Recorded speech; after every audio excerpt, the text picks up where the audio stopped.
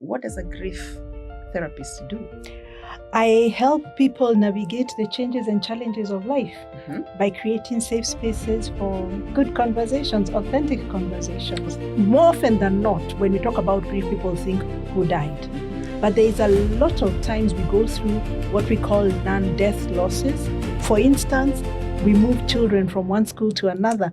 That's a loss. A family loses a pet. That's a grief issue. Someone is going through a divorce. That's a grief issue. Businesses closing down in this economy right now, that's happening to a lot of businesses. That's a grief issue. Homes, we are constantly changing house helps and gatemen and all those things. So you begin to realize that there's a lot of grief around us. The easiest definition of trauma, my dear, is what happens to you as a result of what happens to you. It is what happens to you when you encounter something that overwhelms your capacity to cope, which means what may be traumatic for me may not be traumatic for you because it's a very individual journey. Grief is intense. So there's an intensity of confusing emotions and conflicting emotions. So when you ask someone who's grieving, how are you? And they say, I don't know. Oftentimes it's easy to think, were they being rude? But it's true. They actually can't. There's no word that will encompass all the emotions they're feeling in a day. So they're like, I don't know what I'm feeling. They're feeling too many things all at once. One of the things to know about emotions is that all our emotions are valid, but not all of them are true. The purpose of every journey is to have a destination. Okay? Yeah. If you are setting out on a journey and you have no destination, you're just going around. Recovery, from where I sit, is to get to a place where the memory of that which you lost is no longer clouded by pain, but now it in its place is true. So in other words, when it comes to grief and the journey to recovery, direction is more important than speed. So all these things are moving towards the right direction. How do you know we're moving to the right direction?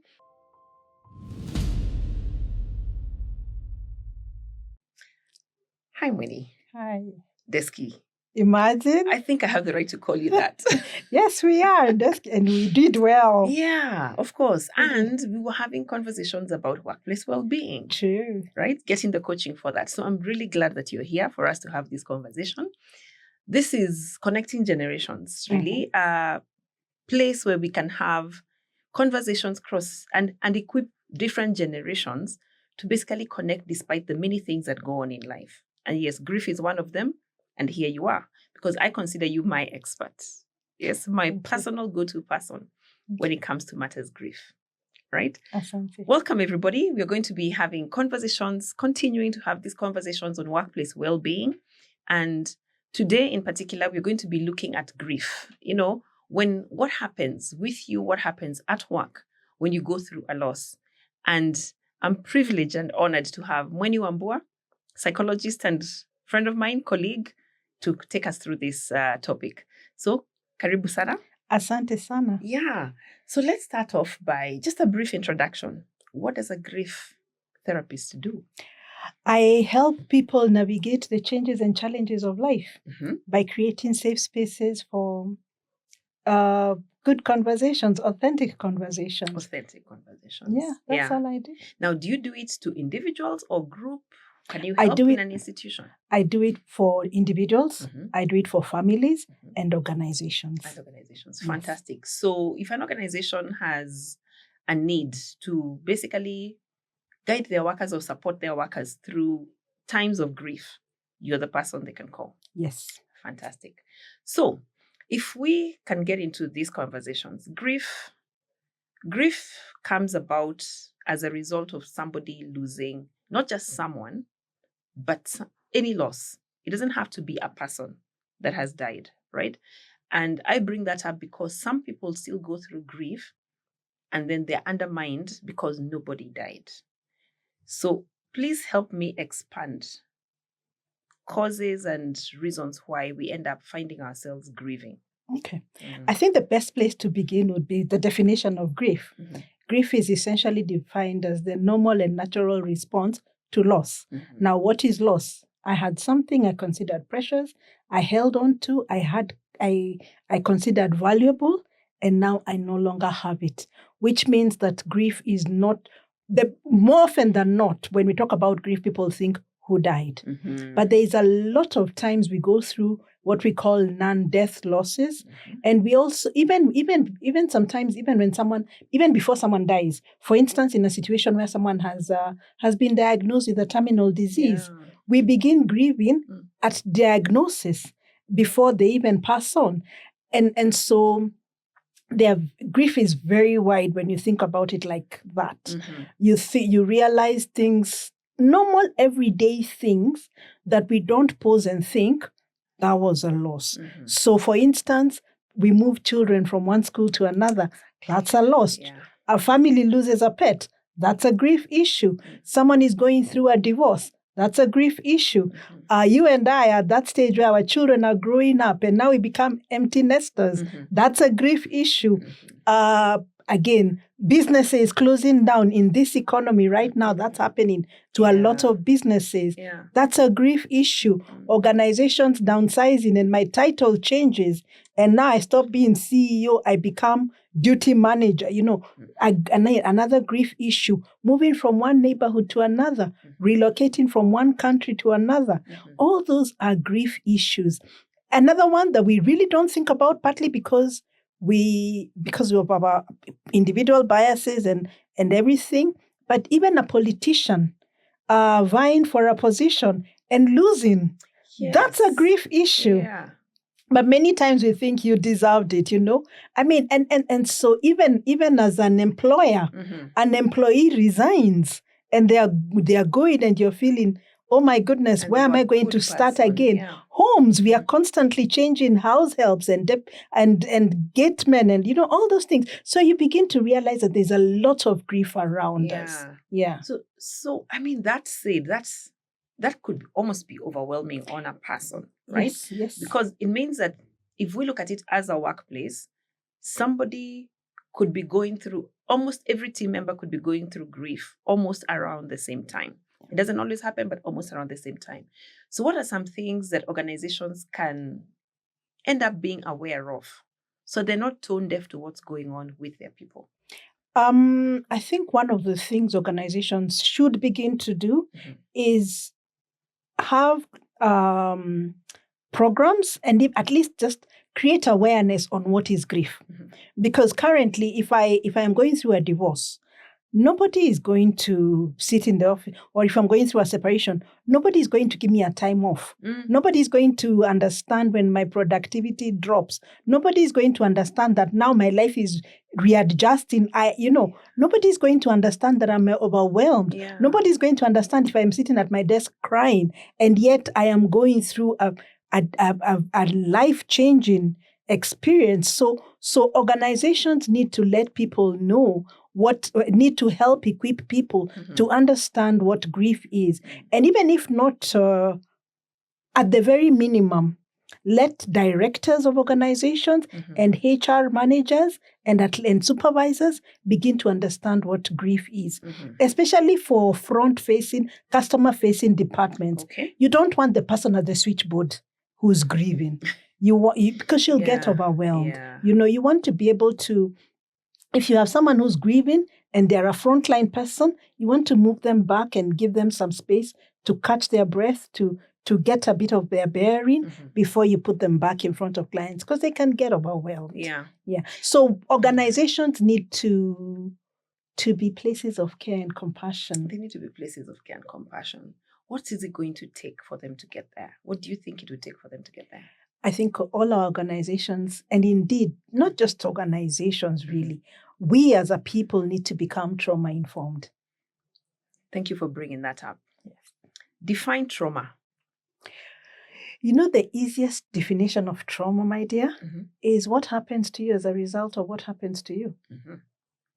So it's something internal. Something that is internal, that it is what happens to you when you encounter something that overwhelms your capacity to cope, which means what may be traumatic for me may not be traumatic for you because it's a very individual journey. Yeah. I like that you brought that up because I find that is what makes people invalidate and undermine and diminish and dismiss when people are going through certain things. Yeah. Right? Is it possible for an organization to be fully trauma-informed? I'm looking for something aspirational. Okay. I think it is impossible to be fully trauma-informed because we are in a constantly changing world. But it is possible for an organization to be intentional about being trauma-informed. Yeah. Okay. So there'll be a process, and I'll ask for tips, a little later on in our conversation. I'll ask for tips on what really an organization should do and what an individual should do. But let's now turn this around to at least benefit the individual. What happens to the person when they're going through grief? Okay. Well, the first thing that a person goes through, which we see in what we call the 5 stages of grief, the first thing is actually denial. So no, it's not me. It's not happening. It doesn't. It feels unreal, and so denial is how you navigate that. Is truth and accuracy of information. So think about when we've had these incidents in our country, when we've had a school. There's and no social media news moves very fast. So we hear school XYZ, there's a fire in the school. So all parents wake up and go to that school and they're waiting for information and there's an anxiety building up and the crowd is getting impatient and the school was not expecting that crowd. And there's this situation going on. And until that parent sees their child, they don't believe that what they're being told is accurate. So accurate information. Some of those incidences would be helped if the school teacher, the principal came out and said, this is what happened. But so when we withhold information, then it increases anxiety. It increases the pressure buildup. So truth helps people understand, okay, so there are 5 people in that building. Okay, so my person, so it just helps. And unfortunately, what happens with many grief incidences, whether they are corporate or individual, we feel the need to manage information. That managing information gets pressure to build up. So the first thing the person does when they're going through a grief incident is denial. Okay. The second thing is anger, because again, anger about the situation, anger maybe about what was the incident at hand. Was there an unfairness? Was it an expected issue? And this anger could be at anything and everything and anyone. It's sort of like something that is hovering, looking for a place to patch. So sometimes you even have people who your loved one is in hospital. The doctor has really done everything they could. And when the doctor tells you your loved one has died, you punch the doctor. So it's that anger is because it's a buildup of something inside of me that needs an outlet. And unfortunately, the doctor is on the receiving end of my anger. So anger is the next stage. And now that you mentioned that, before we go to the other stages, that's probably something that people need to look out for in the office, right? Because if somebody gets anger outbursts out of nothing, it probably needs to be, let's ask the questions. Let's ask just that underlying the next question. I like calling it the next question. Not just how are you, but, okay, so fine. If you're fine, okay, like, what's the next question? What's going on in your life? I mean, has there been any change? Yes. And this even includes children. Exactly. Children in school, you'll find a child, all of a sudden they're getting into fights. And that's not normal. Maybe even this child that has been very peaceful, very calm, they're fighting all over. And children in school can also be very cruel. So you may have the name calling and or just the provocation. Oh, ule ndio baba yake alikufa. those things Without consideration. will overwhelm a child. And remember that children don't have many times they don't have the vocabulary, and sometimes they don't have the capacity for self-regulation. So it is the adults in the lives of the children that need to help the children regulate. Yeah. So if a child is fighting in the field, if a child is fighting with other students, don't punish them. I think Sit that down needs to be with said them. louder. Inquire from this child what's going on. Because the child gets punished in school, goes home, parents punish you. This child is just like, and guess what? You're punishing something that the child cannot even verbalize. Yes. So you lose your relationship with the child. And that happens a lot. In fact, what I see today in my therapy room, I see adults who went through grief, did not know it was grief. Nobody knew it was grief when they were children. And now as adults, this anger issue is coming up. Yeah. And so when you dig deeper, you realize, oh my goodness, it comes from this grief, this loss that you encountered, and it was never unpacked. So those people show up in our offices. Yes, some of them are being sent by HR. Honestly, yeah. To therapy? Yes. Okay. Yes, because he has an anger issue. Okay. At what point then can somebody, the individual, identify that this is actually a grief issue? Does HR need to notice the anger? Or is it possible for now the individuals to be informed? So you remember the whole list of different losses that you've given us at the beginning. If the individual is informed that those are the different areas in which they would be experiencing loss, would that then help them seek the help before these symptoms start coming up? Yes. But you see, for them to be able to seek the help before these things come up, our offices, our organizations need to be safe. They need to be safe to allow somebody to express to be themselves. vulnerable. Okay. Yes. So now talking about because vulnerability requires a sense of authenticity. Yes. It has an element of authenticity in it. In this world that we have right now, where we can't even tell what's real, what's not, how is grief being hidden? There's places where grief hides. How is our world today helping us hide grief? Oh my goodness, our world is constantly coming up with ways to help us hide grief. Because the human mind, vulnerability is scary.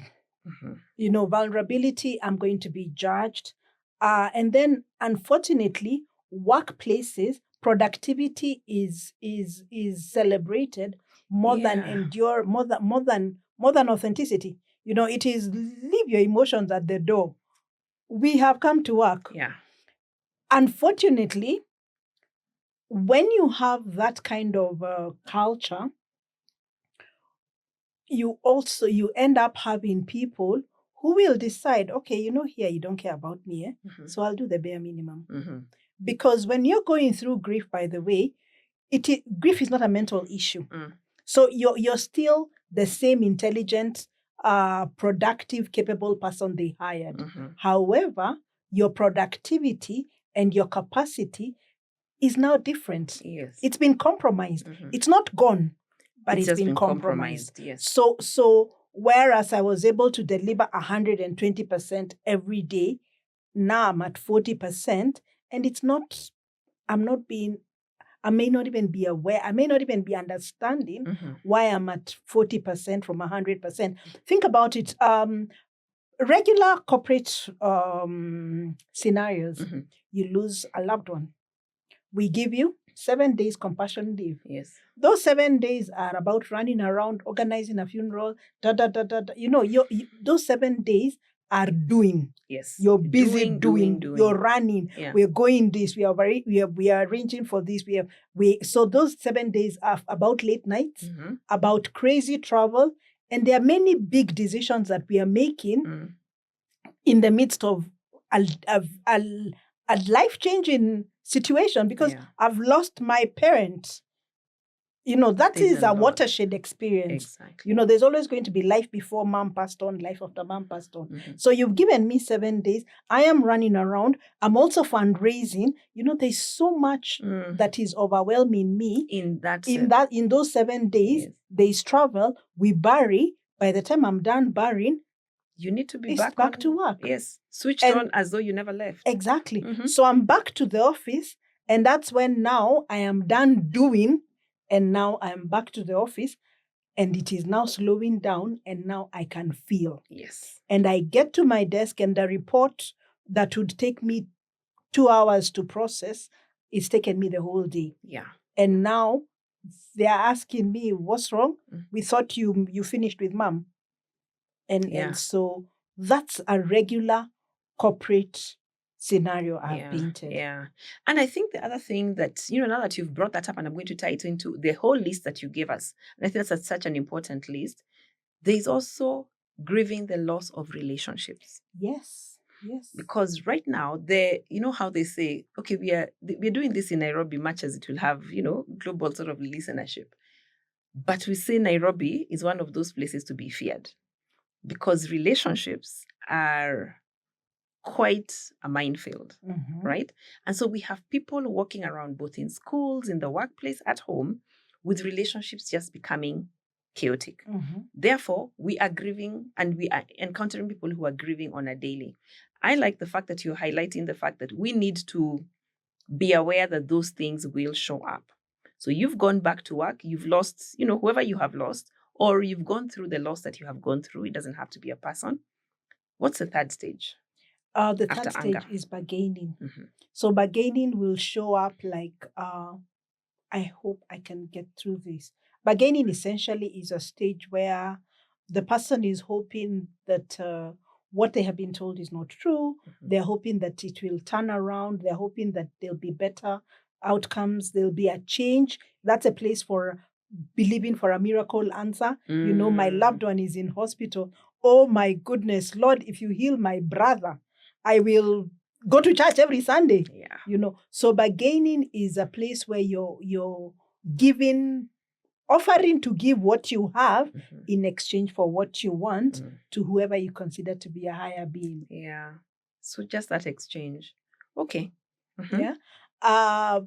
So at bargain, and let me give you another scenario that's also very common. In fact, this one is, unfortunately, you and I are in that stage where we're being called a sandwich generation, where we have growing children and aging parents. Yes. So you have an ill parent. You're either you're a direct caregiver or a caregiver is reporting to you on a daily basis what's going on with your parent. So every time the phone rings, you're like, oh my goodness, I hope this is not the call. Yes. So even not having your phone gives you anxiety, because what if they call? So you're in a meeting and the phone is ringing and people are feeling, why isn't your phone on silent? Yeah. But you're like, I cannot. And they're wondering, who are you? And you're in a workplace that is not safe enough for you to actually say that this is what's happening. Exactly. It's very sad. Yeah. And then think about what it takes to take someone to the hospital.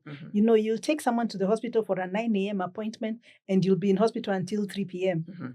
So that's a lost work day, quote unquote. And so some of our organizations, how many leave days do you have? Okay, we finished your leave days. So now, Yes. and so those are some of those things that will make people even be dishonest about work. They'll be like, I am sick, so that you give me a sick off so that I can attend to, and so if the office is not checking in. Exactly, because and that's how grief shows up. People are masking what they're actually going through. If you have an employee who has always been okay, but now they seem to be in debt. What's going on in their world? Maybe they've separated and now they're paying for rent for 2 homes. So these things they're always pointers that you begin to see, particularly because especially when it is a person who has not been this way.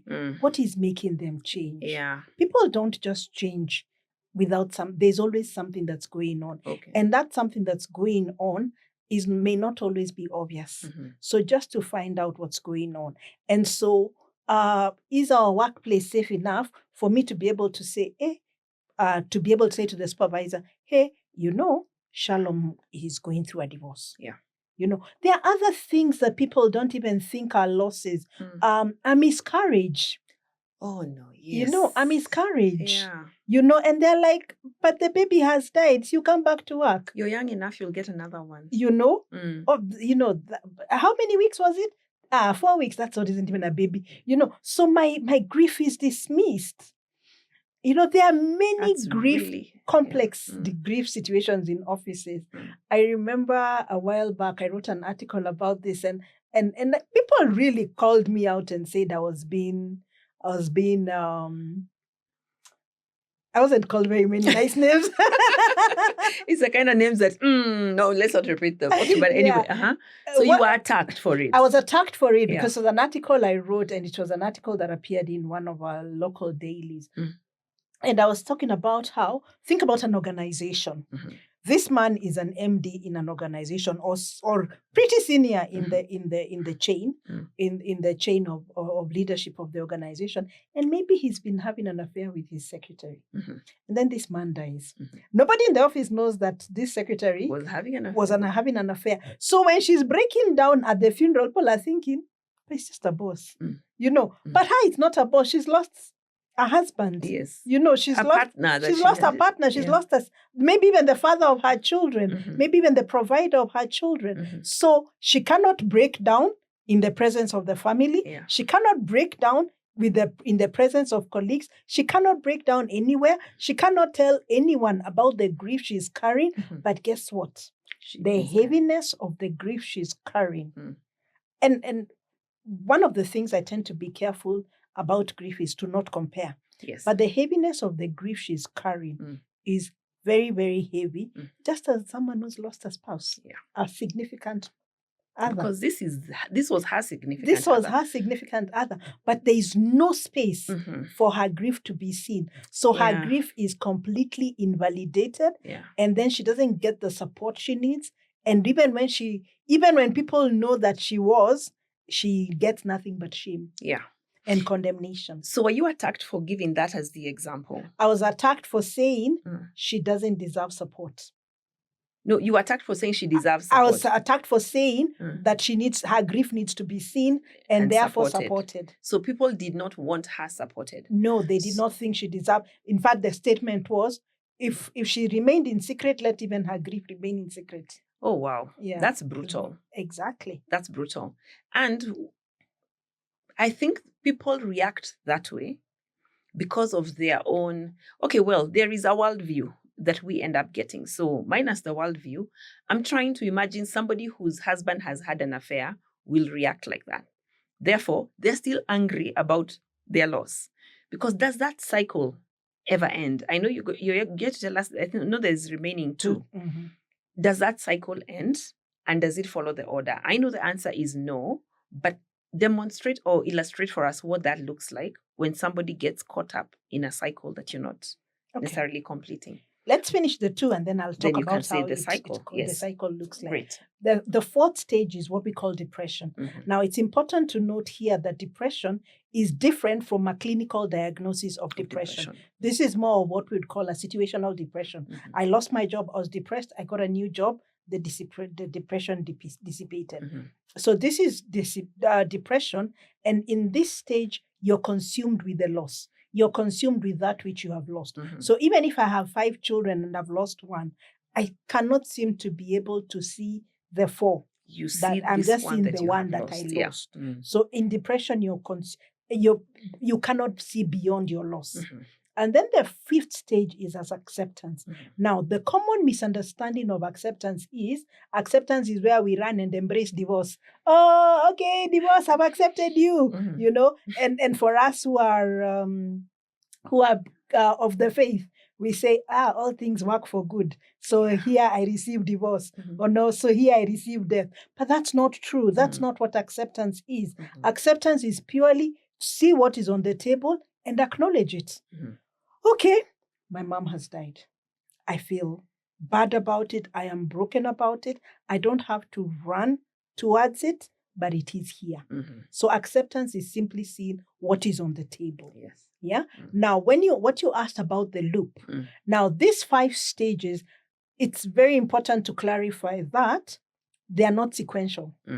So you'll not wake up and say, until I get to anger, until I start at denial, I can never move forward. Some of us will start at depression. Oh my goodness, death has happened to us. You know, you go down. You go down. Some people, some personalities are. They have various types of personalities. Some people will start at bargaining, and that's a place where we beg for a relationship to not end. You know, Aki, just keep the 2 of us. Yeah. You know, it's okay. We can share the week, be with them 4 days, be with me 3 days. That's part of bargaining. You know, and what is it that I need to do? What can I do to keep this? What can I do to hold on to this, to make you not go there? You know, and so we find ourselves getting into at any point of the stages. And I need to say that because, you know, sometimes when you talk about stages, they're like, so if I'm at stage 1, it's not too bad. Stage 5 is the one that's really bad, because unfortunately, that's how we look at disease. Yes. And it's also the challenge of rational thinking. Rational thinking. Because grief is not rational. Grief is not a rational journey. Yes, yeah. Yeah. You don't need to look at the first stage versus the 5th stage. No. In fact, even the lady who came up with this, Dr. Elizabeth Kubler-Ross, I believe that was more for the therapist to be able to assess where you are.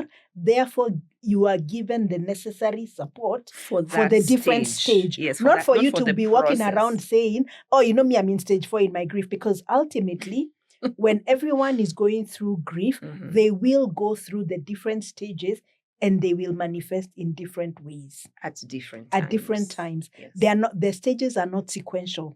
Sometimes you can even move through the 5 stages in an hour. You know, you wake up in the morning and you're like, oh, my name is Mueni and I lost my mom and I'm at acceptance because this is what mom would have me to do. So I'm waking up, I'm showering, I'm going to the office.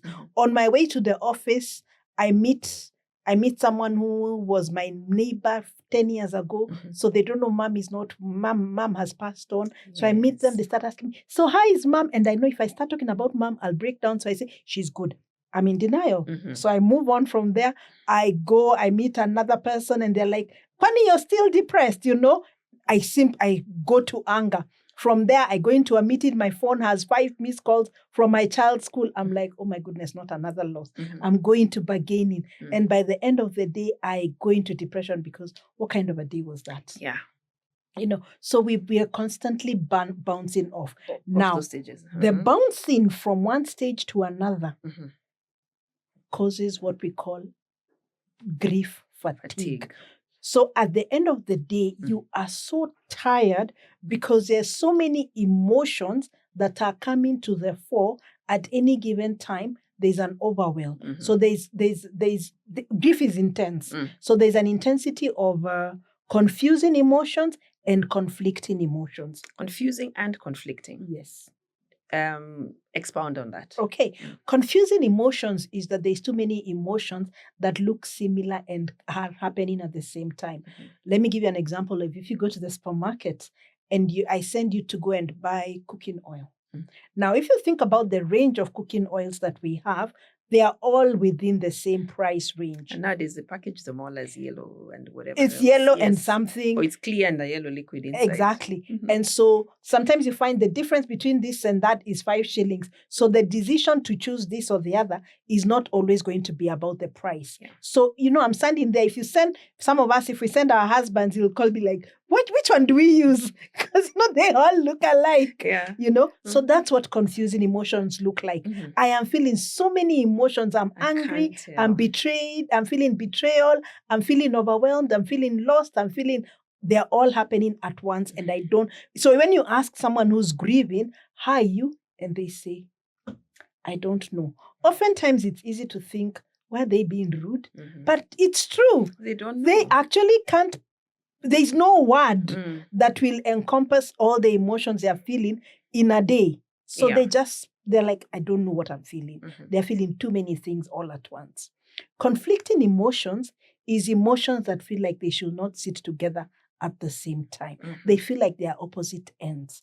For instance, think of someone who was married to someone who's abusive. Mhm. And so she was being beaten. Mhm. Yeah. My partner was beating me up. And now we have finally separated. Yes. I've moved out. Mhm. I'm being left with the kids. I'm no longer under threat of being beaten. Mhm. So I'm Relief. feeling relief. But then in the midst of that, I'm like, oh my goodness, now I'm parenting alone. Oh my God, maybe I shouldn't have left. Maybe it was a hasty decision. Mhm. So do I want to go back? So now I panic because of all the responsibilities. So those two emotions feel like they're conflicting. Yeah. Or if I had a loved one who was sick and they had been sick for a long time and then they pass on, sometimes you think, but they're in a better place. They are rested now. They're in no more pain. But then also remember, there's also a weight to when someone is unwell. So sometimes it is when they were unwell, I could not go to church on Sunday because I had to take care of them. Yes. So now I'm waking up and I'm going to church and I'm excited about going to church. And oh my goodness, am I saying I'm glad so and so died? So I start feeling guilty, because, oh my goodness, now I've gotten my routine back. What's wrong with me? So that's what conflicting emotions look like. Now, help us reconcile those emotions. How does somebody, because those things will happen. I'll be confused and conflicted, right? Tell us a bit about increasing one's emotional vocabulary, but also getting to the place where you balance all of those emotions. Okay. One of the things to know about emotions is that all our emotions are valid, but not all of them are true. Say that again. Emotions are valid. But they are not true. So I can be sitting here and thinking, see that lady there at the corner? She's looking at me like she knows me, So that's what I'm feeling. I'm wondering, if she knows me, why can't she come and talk to me?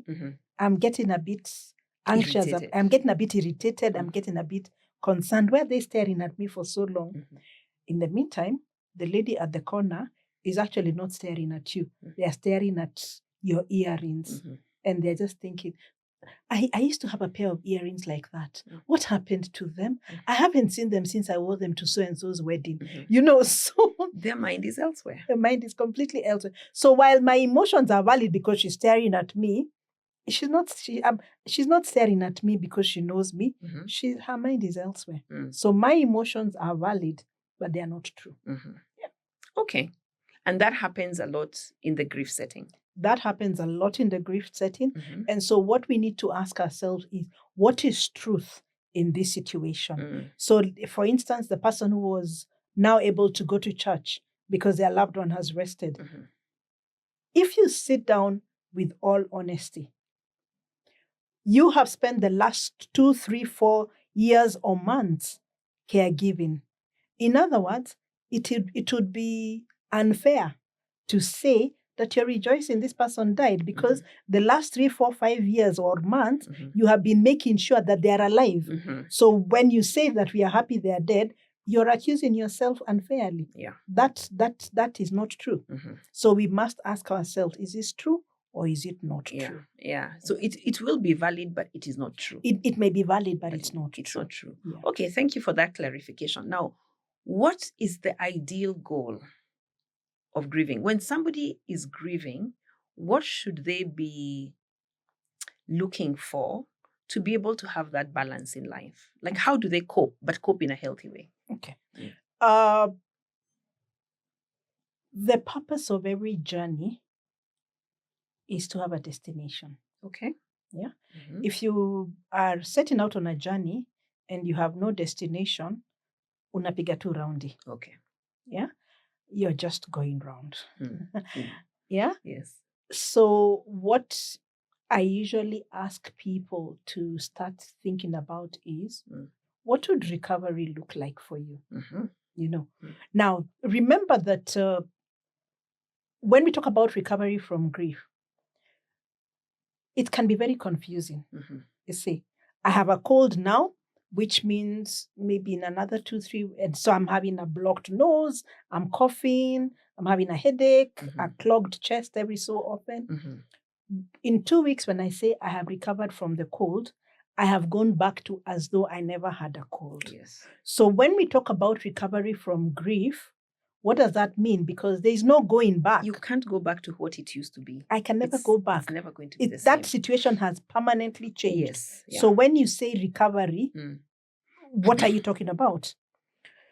Recovery, from where I see it, is to get to a place where the memory of that which you lost is no longer clouded by pain, but now in its place is truth.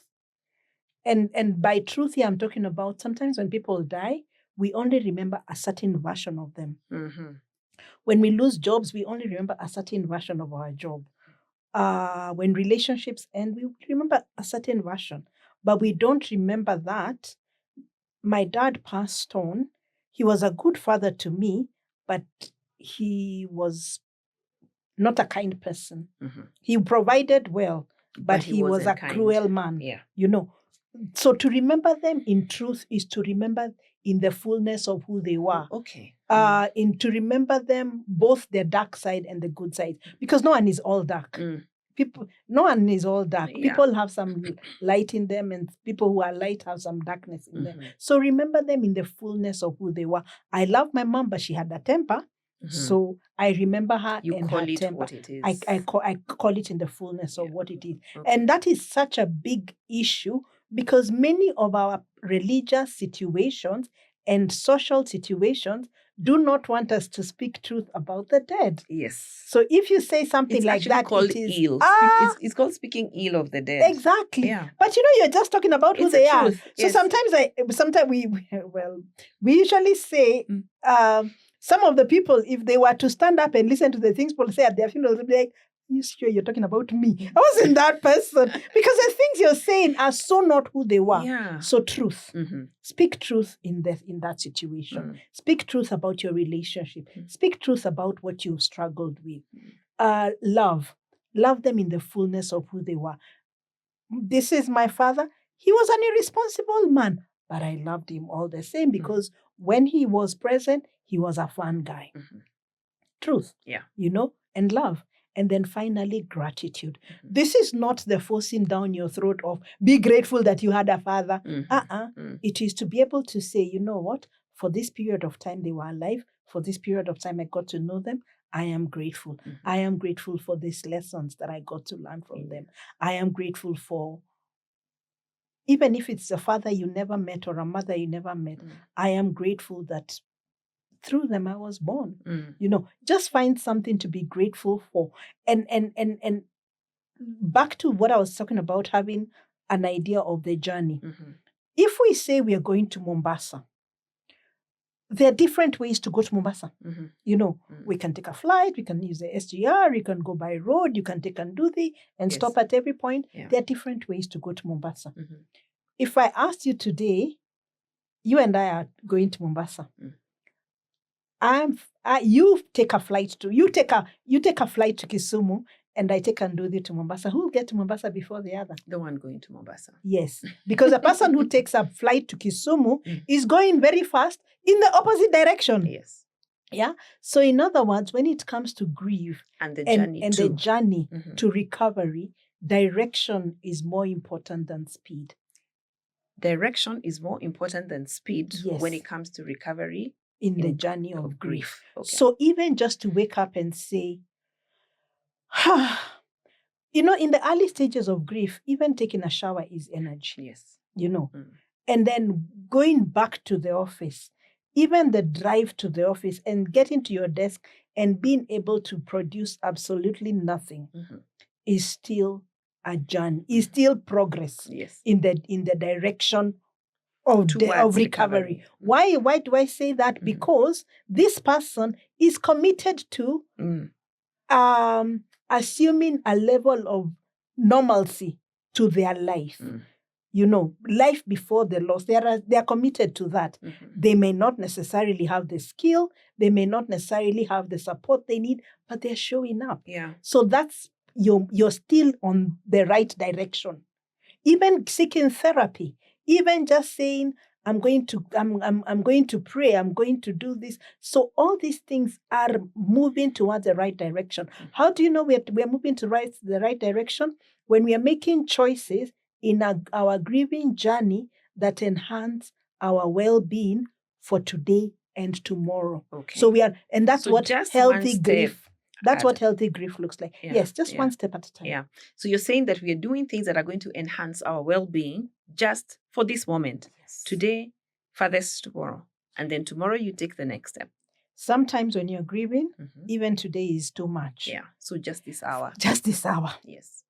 Just for the next half an hour, I will be okay. Yeah. And then the half an hour goes, the next hour, for the morning, the day, the week, the month. Yeah. We slowly by slowly. And you slowly by slowly walk that direction. Yes. Okay. Thank you for pointing that out. Now, I know, because we have talked with you, that there are resources that you have. I know you have been helping people through this process, and you have 2 books that you launched last year. Yes. It was last year, right? Yes. Love them. Could you tell us a bit more about it? This is Grief, A Work of Heart, and Navigating, which is the high seas of healing. Yes. Right? Are they both on grief? They're both on grief. They're both devotionals. Yes. They're both... Tell me about them. The Grief is a Work of Heart is a 60-day devotional. And this is... this looks at grief in the different postures that we go through. The first posture is aching, when everything is just falling apart. Yeah. And then the next posture is asking, because questions are a normal part of the grief journey. Why did this happen? Why this? Why that? Why not the other? When, who, where? There are all these questions that we have along the way. What could have I done? Could have, would have, should have. All those are in the asking posture. And then they are rising. The arising is where you begin to find new strength, where we usually say you begin to get ready for a new normal. Okay. So each aching, asking, and arising. Okay. So each posture has 20 readings. Okay. And the book is it has every day reading, and then it has a journal prompt, and it has even space, so you can personalize it and journal down the answers for yourself. It can be used as an individual. It can be a gift you can give to someone who's gone through the journey, but you can also have like a family. I have that. I have a few families that have lost their loved ones, and now they're using it as a resource. Fantastic. They're sitting down together and just going through this together. Okay. And I've gotten feedback that it's helping in that journey. This one is a work of... This one is a labor of love, I won't lie. I remember you going through the process of writing that one. Yes, I remember. This one is such a labor of love because I lost my dad 5 years ago, and my dad passed away on my birthday, on the morning of my birthday. And I'm a last born. So losing my dad was one of those things that completely shattered my world. And we buried my dad on 31st of December, 2020. And so... As you know, you're waking up, it's a new year, it's 2021, the world has changed. And I realized something that night after we buried my dad. I knew that I needed to find something. I needed to find a love that was never going to go away. I needed to find something that would steady me. And so every day in the year after I lost my dad, 365 days, every day, I read Psalms 23. I read it in different versions. I read it in my mother tongue. I read it in Kiswahili. I read it in Sheng. And it wasn't, Psalms 23 is one of those Bible passages that you know of it. Yes. So it's in fact, even know a song or two. Yeah. A song in English, a song in Swahili, So it's easy for you to say, for today, I'm going to sing the song as I walk. It was a conscious, I will sit, I will read. Because recovery has to be intentional. Recovery is not a default posture. It has to be intentional. And so for me, it was, I'll sit down, I'll read. So this is 40 readings. Now, the high seas, this is a play on the words, because what I did, Psalms 23 is 6 verses. Each verse, I've broken that down into 6 readings. and each verse has a C word. So we have care, we have comfort, we have celebration, we have calibration, and we have every reading also has a song, because sometimes I realized that my toolkit had songs. Wow. There are songs that carried me through. So again, it has a journal prompt, it has space to write, but it also has a song. So you have 40 songs here that you can carry you through the season. Oh, wow. So once again, it can also be used by individuals or groups. Yeah. I'm totally looking forward to this. There's something that you have said that I'd like, as we are closing, that you mentioned. How do I come up with a toolkit for myself for going through grief? Okay. Yeah. The thing about a toolkit is that it is not, there's no format or script around it. It is a very personal thing. For me, I'm a person of faith, so music was part of my toolkit. The Bible was part of my toolkit. Books, there are some people who have written books that were resources that I could use then. There are people who are creatives, so I will knit something. Yes. My hands will get creative. Yeah. When my mom passed on, I remember I painted pots. Wow. And we did a garden. So you have capacity to find different ways to express your grief. You can even do a little corner shelf, and decide, this candle I will light every Sunday. Now, it's important to say that when you create that, you're not creating a shrine. So you also have to think about, what's my driver? What am I, again, like why am I doing it? Yeah. Grief recovery is intentional. So what am I doing? You're essentially looking for ways to honor the memory of what you lost. So it can be in different ways. If it was a person, you can find, how would so-and-so be honored in the way I do things? If so-and-so loved children, then I can go visit a children's home on my birthday, or on their birthday visit a children's home, or give towards children, or there's endless ways in which we can celebrate our loved ones or the things we lost, but we can only do that by looking inwards. Now, it's also important to note that some things that would cause someone pain may also be the same thing that would cause you recovery. Yeah. So recovery. If my mom loved cooking, I may no longer want to cook because, oh my goodness, it's so painful.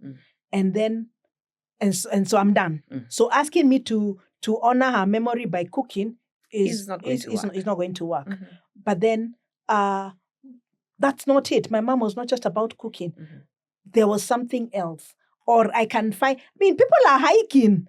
Yes, to deal with it. But you wake up and decide, I've never gone for a hike, now I'm hiking.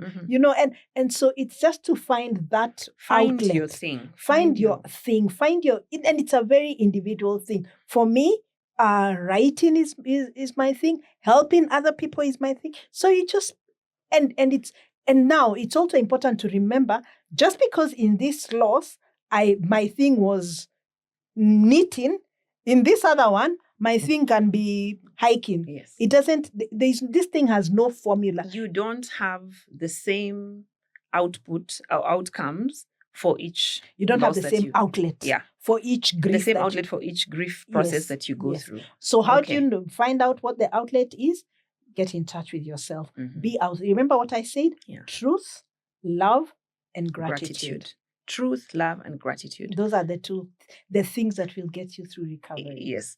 I'm loving this conversation, but we're having to get to the end of it, at least for now. I don't want to call it the end. I want to call it the pause, because I would like us to have future conversations, really equipping an individual going through, almost like therapy, but not quite, because I know therapy has to be one-on-one when somebody is going through their specific process.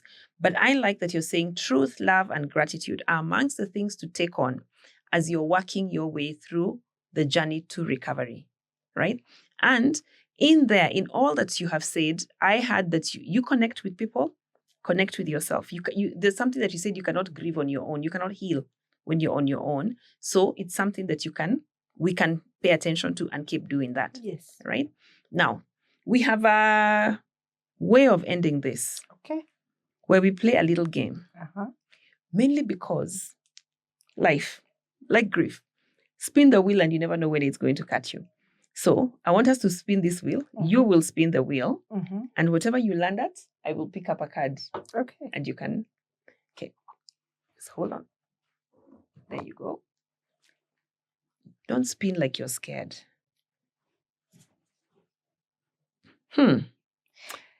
If not now, when? Where are those? Here we are. You can shuffle this and pick one. Okay. I'm a last one. I'm so tempted to pick the one that's at the bottom.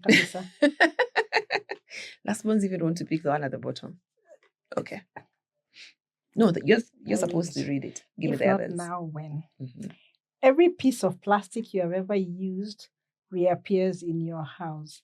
How full will your house be? Let's just say my neighbors will have to move out. Your neighbors would have to move out.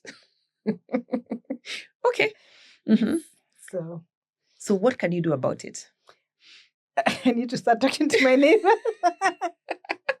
I thought you were going to say something like you're going to need to stop using plastic. But anyway, not to worry. This is not what I am using. This I have ever used. Yes. So even when I was in primary school and I had the sweets that were wrapped in plastic, and those ones are showing up. Yes. But I think it would just to make sure that only one neighbor has to move out and not a third one. Yeah. Okay. Fantastic. All the best. Thank you so much. Thank you so much for having me. And to our listeners, I hope you have had a conversation of hope. Much as we started with defining grief and seeing like it's heavy, one of the things I hope that has come out of this is that loss will come in different versions. It will have different appearances, right? So as much as possible, I hope the conversation with Mueni has helped you see there is hope. Even in your grieving journey, there is something that you can do. Remember to acknowledge the truth and walk in it. Remember to love. Remember to have a sense of gratitude and establish your own toolkit intentionally as you walk the journey towards recovery from grief. And there is hope out there and there is help out there. We shall share Mueni's contacts and you can be able to reach her for any support that you need. But more than anything else, you're not alone. Grief is not something that you need to go through on your own, even if it's a personal journey. Thank you and looking forward to more conversations.